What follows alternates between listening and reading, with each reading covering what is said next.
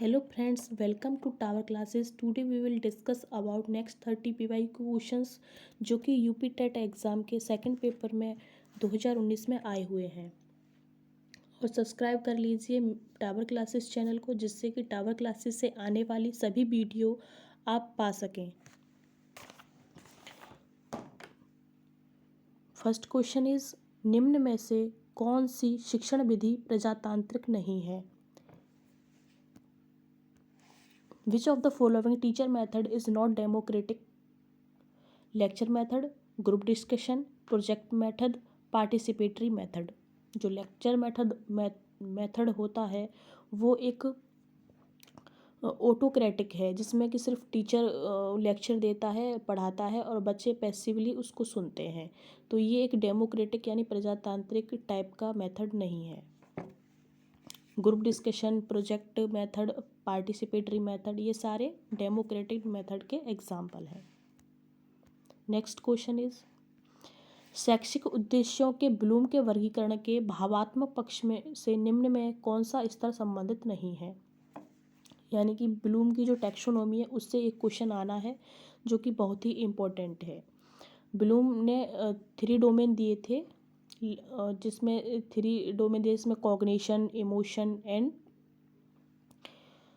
Psychomotor. जिसमें से इसमें पूछा है उसने अफेक्टिव डोमेन, जो कि हमारे इमोशन से रिलेटेड डोमेन है। इसमें पूछ रहा है कि इसमें से कौन सा एजुकेशनल ऑब्जेक्टिव नहीं होगा। तो receiving knowledge, organization and responding. जो नॉलेज है वो कॉग्निशन डोमेन का है, न कि अफेक्टिव डोमेन से। ज्ञान संज्ञानात्मक पक्ष का है, इसमें पूछा भावात्मक पक्ष में संबंधित नहीं है। तो भावात्मक पक्ष से ज्ञान संबंधित नहीं है। निम्न में से कौन सा शिक्षण स्तर का नहीं है? स्मृति स्तर, अवबोध स्तर, परावर्ती स्तर, अभिप्रेरणा स्तर।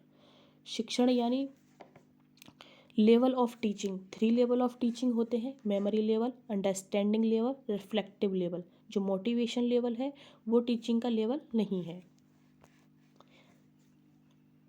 मेमोरी लेवल पे सिर्फ बच्चे को रटवाया जाता है, मेमोराइजेशन कराया जाता है चीज़ों को। अंडरस्टैंडिंग लेवल पे बच्चा चीज़ों को अंडरस्टैंड करने लग जाता है। रिफ्लेक्टिव लेवल पर बच्चा रिफ्लेक्ट करने लग जाता है, यानी खुद के विचार, खुद की थिंकिंग, लॉजिक लगाना स्टार्ट कर देता है, प्रॉब्लम सॉल्विंग करना, इस तरह से। तो मोटिवेशन कोई लेवल नहीं है।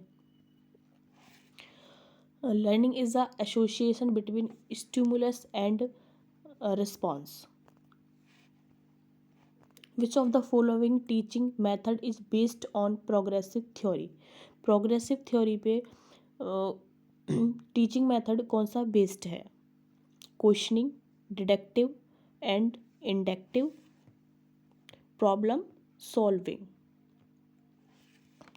प्रोग्रेसिव थ्योरी पे बेस्ड है क्वेश्चनिंग, यानी कि अगर क्वेश्चनिंग हो रही है क्लास में तो वो किस तरह का होगा? वो प्रगतिवादी सिद्धांत होगा शिक्षण का।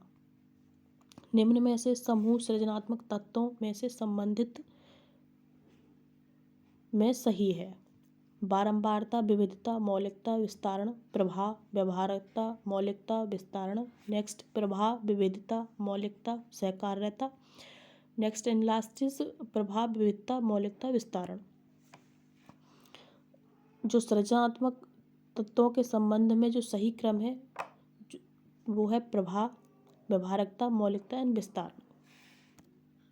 यानी correct about the element of creativity. Creativity में FFOE ये शॉर्ट फॉर्म है याद करने की, यानी जिसके अंदर क्रिएटिविटी पाई जाएगी 3 चीज़ें होंगी। एक तो फ्लुएंसी होगी, फ्लेक्सिबिलिटी होगी, ओरिजिनलिटी होगी एंड एलेबोरेशन होगा।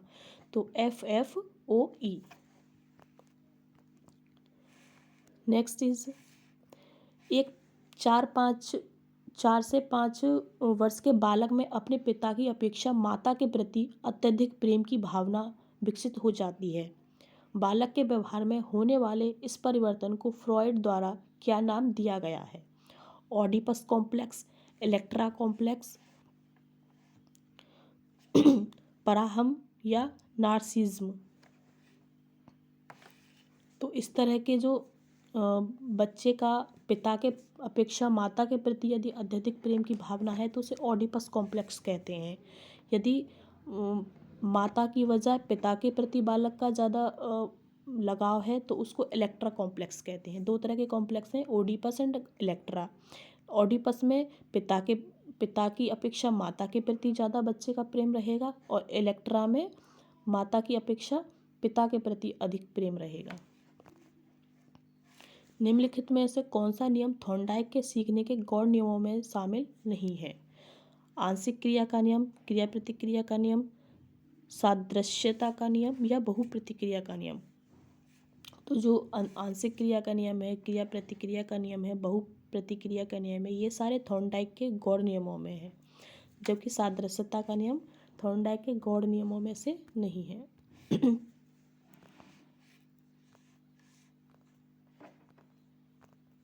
नेक्स्ट इज स्कूटर चलाने वाले व्यक्ति द्वारा कार चलाना सीखते समय उसके पूर्व अनुभवों का सहायक होना किस प्रकार के अधिगम अंतरण का उदाहरण है?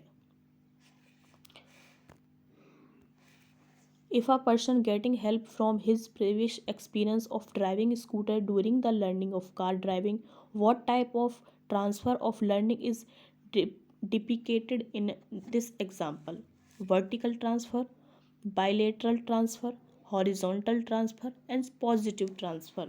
तो यदि हम कोई चीज़ हमें पहले से आती थी, जैसे कि हमें साइकिल चलाना आता है और फिर हम उसके थ्रू हम स्कूटर चलाना सीख जाते हैं, यानी कि वो हेल्प करता है हमारे सीखने में। अगर हमारा पूर्व ज्ञान हमारे जो हम सीख रहे हैं उसमें हेल्प कर रहा है तो वो धनात्मक अंतरण होता है, यानी कि पॉजिटिव ट्रांसफ़र होता है। और यदि हमें स्कूटी आती है और हम कार चलाना सीख रहे हैं तो वो अगर उसका पूर्व ज्ञान का इफेक्ट हमारे नए ज्ञान पे नहीं पड़ रहा है तो वो नेगेटिव अंतरण होगा, यानी कि नकारात्मक अंतरण होगा। तो आंसर होगा इसमें धनात्मक अंतरण, यानी कि पॉजिटिव ट्रांसफर।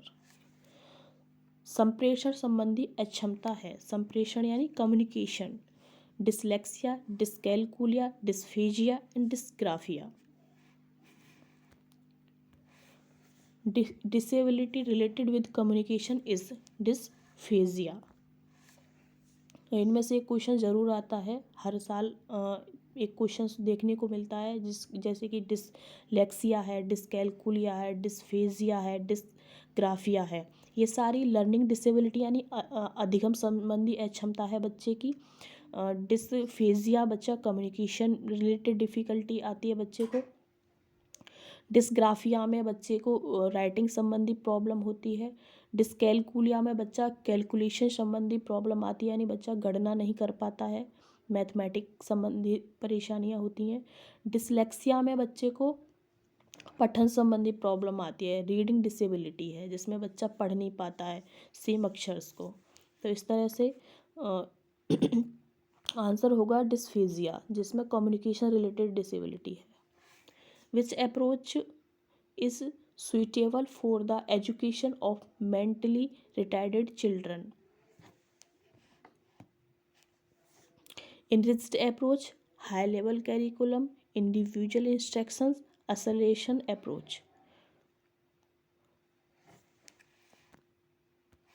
यानी कि मंद मना बालक की शिक्षा हेतु कौन सा उपागम उपयुक्त कहा जाता है? संवर्धन उपागम, उच्च स्तरीय व्यक्तिक अनुदेशन या त्वरण उपागम। तो इसका आंसर होगा व्यक्तिक अनुदेशन, यानी बच्चे को हम इंडिविजुअली इंस्ट्रक्शंस देंगे मेंटली रिटार्डेड बच्चे को। Which of the following statement is not correct? Development is a quantitative process, education is a goal-oriented process, learning is the process of behavior change, growth is the biological process। निम्न में से कौन सा कथन सही नहीं है? विकास एक मात्रात्मक प्रक्रिया है। तो ये कथन गलत है, क्योंकि विकास मात्रात्मक के साथ साथ गुणात्मक प्रक्रिया भी है, यानी क्वांटिटेटिव एंड क्वालिटेटिव दोनों तरह का डेवलपमेंट होता है। बाकी सभी ठीक है। क्षेत्र विशेष में बालक की विशिष्ट योग्यता तथा विशिष्ट क्षमता को कहते हैं। अभिक्षमता, रुचि, मूल्य, अभिप्रेरणा। तो किसी विशिष्ट स्पेसिफिक फील्ड में बच्चे की एबिलिटी और उसकी कैपेबिलिटी अच्छी है तो उसको अभिक्षमता कहते हैं। नेक्स्ट इज ब्रूनर की प्रतिबिंब अवस्था पियाजे के संज्ञान विकास की अवस्था से मिलती जुलती है। मूर्त सक्रियात्मक अवस्था, संवेगात्मक गामक अवस्था, औपचारिक सक्रियात्मक अवस्था या पूर्व सक्रियात्मक। जो बच्चे की पूर्व सक्रियात्मक अवस्था है वो ब्रूनर की पियाजे की जो संज्ञान वाला विकास की अवस्था उससे मिलती जुलती अवस्था है। पियाजे ने 4 स्टेजेस दी हैं डेवलपमेंट की, जिसमें फर्स्ट है sensory motor, next is pre operational and concrete operational stage and formal operational stage. ये चारों अवस्थाएं पियाजे की हैं। सेंसरी मोटर स्टेज होती है 0 से 2 वर्ष एंड प्री ऑपरेशनल होती है 2 से 7 वर्ष। कॉन्क्रीट ऑपरेशनल स्टेज होती है 7 से 11 वर्ष और फॉर्मल ऑपरेशनल स्टेज होती है 11 से 14 वर्ष। इसमें से डायरेक्ट क्वेश्चन पूछ लेता है कि स्टेज बताइए, यानी सेंसरी मोटर का बच्चा किस एज का होगा या प्री ऑपरेशनल का बच्चा किस स्टेज का होगा। Next is which one is not related with trait theory of personality? Cattell, Eysenck, Freud या आलपोर्ट। तो व्यक्तित्व के गुण सिद्धांत से संबंधित नहीं है तो फ्रॉयड नहीं है। निम्नलिखित में से कौन समस्या समाधान में बाधक नहीं है? चिंता, नकारात्मक मानसिक वृत्ति, सूझ, भयप्रसा। यानी कि जो प्रॉब्लम सॉल्विंग में कौन बाधा नहीं है, तो चिंता हमारी प्रॉब्लम सॉल्विंग में बाधा बनते हैं, नकारात्मक मानसिक वृत्ति भी और भयप्रसा भी। यानी जो सूझ है, सूझ से क्या है, हमारी प्रॉब्लम सॉल्व होगी, यानी इनसाइट से, तो ये एक बाधा नहीं है प्रॉब्लम सॉल्विंग में। Next is which one of the following is the emotion? Emotions क्या है? Stimulus, memory, assumption,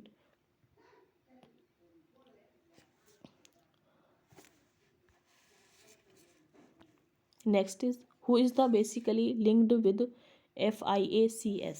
फ्लेडर, Morrison, Herbert या लिपिट। जो FIACS से रिलेटेड है वो फ्लेडर है। Which of the following statements is not correct regarding the questioning skill? Questioning skill से संबंधित कौन सही नहीं है? Increasing the number of questions with yes और no, develop sensitivity towards listening, using encouraging method while questioning, encourage questioning.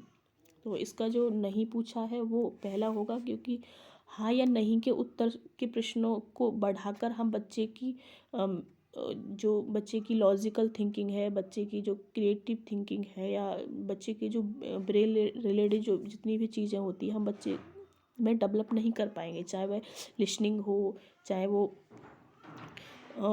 Encourage करना हो बच्चे को क्वेश्चनिंग में। तो यस या नो के क्वेश्चन हम ज़्यादा नहीं लेंगे। निम्न में से कौन सा व्यक्तित्व मापन की प्रक्षेपी तकनीकी है? निर्धारण मापनी, अवलोकन, साक्षात्कार, प्रासंगिक अंतर्बोध परीक्षण। तो प्रासंगिक अंतर्बोध परीक्षण मापन प्रक्षेपी की एक तकनीक है। सृजनात्मक संज्ञान समस्या समाधान की अवस्था जिसमें व्यक्ति असंगत सूचनाओं पर ध्यान नहीं देता उसे कहते हैं, उसे आयोजन कहा जाता है। जिससे कि बच्चे जो होता है वो सृजनात्मक समस्याओं का समाधान करते समय जो सूचनाएं असंगत होती है उन पर ध्यान नहीं देता। बोली जाने वाली भाषा की सबसे छोटी इकाई है जो ध्वनिग्राम, वाक्य विन्यास, अर्थ विज्ञान, रूपग्राम। जो ध्वनिग्राम है वो बोले जाने वाली भाषा की सबसे छोटी इकाई है। इंग्लिश में भी क्वेश्चन पूछ लेता है कि the smallest unit of spoken language, तो phoneme is the smallest unit of language, यानी ध्वनिग्राम बोली जाने भाषा की सबसे छोटी इकाई है। निम्न में से प्रश्न द्वारा सृजनात्मक चिंतन को सर्वाधिक अच्छे ढंग से अनुमानित किया जा सकता है। यानी कि इसमें से कौन सा ऐसा प्रश्न है जिससे कि बच्चे की क्रिएटिव थिंकिंग सबसे ज़्यादा अनुमान लगाया जा सकता है कि बच्चे की थिंकिंग क्रिएटिव है? क्या आप बच्चे से किस प्रकार का क्वेश्चन करेंगे? क्या आप इसका उत्तर बता सकते हैं? तो यस नो में आंसर आ जाएगा। इससे क्रिएटिव थिंकिंग का पता नहीं, अनुमान नहीं लगा सकते हम। इससे कितने भिन्न तरीके से हल किया जा सकता है? इसे कौन बता सकता है? सही उत्तर बताएं। तो इसमें जो क्रिएटिव थिंकिंग का जो हम अनुमान लगा सकते हैं वो है इसे कितने भिन्न तरीक़ों से हल किया जा सकता है। यानी कि सृजनात्मक थिंकिंग यही है कि हम एक प्रॉब्लम के मल्टीपल सॉल्यूशन सोच सकें। तो answer is B. Next is सूक्ष्म शिक्षण है वास्तविक शिक्षण, मूल्यांकन शिक्षण, प्रभावशाली शिक्षण या अविश्वसनीय शिक्षण। जो सूक्ष्म शिक्षण होता है वो मूल्यांकन शिक्षण है। नेक्स्ट इज हल आवश्यकता सिद्धांत, मैकडोगल, मूल प्रवृत्तियाँ, यानी कॉलम मैच करना है। हल ने जो दिया था वो प्रणोद अवकलन सिद्धांत दिया था। एंड मैकडोगल का मूल प्रवृत्ति सिद्धांत था। फ्रॉयड का मनोविश्लेषण सिद्धांत था। एंड मैस्लो का आवश्यकता सिद्धांत था। नीड्स हायरार्की थ्योरी दी थी मैस्लो ने। एंड फ्रॉयड ने साइको सेक्सुअल थ्योरी दी थी। तो आंसर इज डी। निम्नलिखित में से कौन सा अभिक्रमित अनुदेशन का सिद्धांत नहीं है? सक्रिय अनुक्रिया का सिद्धांत, पुनर्वलन का सिद्धांत, अभ्यास का सिद्धांत, छोटे छोटे पदों का सिद्धांत। जो अभिक्रिया अनुदेश का सिद्धांत है वो सक्रिय अनुक्रिया का सिद्धांत नहीं है। थॉर्नडाइक के उद्दीपन अनुक्रिया सिद्धांत में सीखने की प्रक्रिया मिमिको क्या महत्वपूर्ण नहीं है? अभिप्रेरक, उद्दीपक, क्रिया प्रसूत या अंतर्नोद। तो थॉर्नडाइक में क्रिया प्रसूत महत्वपूर्ण नहीं है। अभिप्रेरक, उद्दीपन और अंतर्नोद ये सभी इम्पोर्टेंट है। यानी कि ड्राइव, मोटिव एंड स्टिमुलस।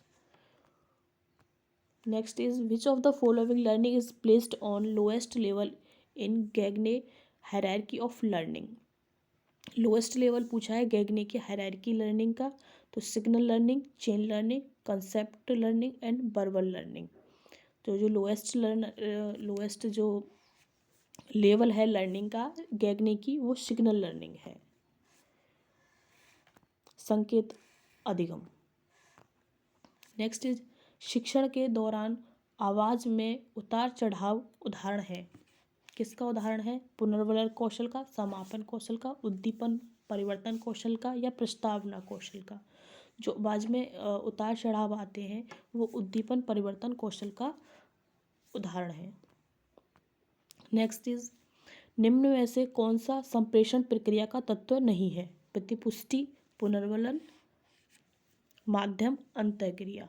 जो संप्रेषण का जो तत्व है वो पुनर्वलन संप्रेषण का तत्व नहीं है। यानी कम्युनिकेशन में क्या इंटरेक्शंस होता है, मीडियम होता है कम्युनिकेशन, किसी मीडियम के माध्यम से हम कम्युनिकेट कर पाते हैं। फीडबैक ज़रूरी होता है कम्युनिकेशन में, वरना कम्युनिकेशन अधूरा है अगर फीडबैक ना हो। तो रीइंफोर्समेंट ये कम्युनिकेशन की प्रोसेस में नहीं आता है। एंड ये थे आज के 30 क्वेश्चंस। और इसमें कोई भी कंसेप्ट को आप डिटेल में पढ़ने के लिए आप मुझे बता सकते हैं। And thanks for watching my video.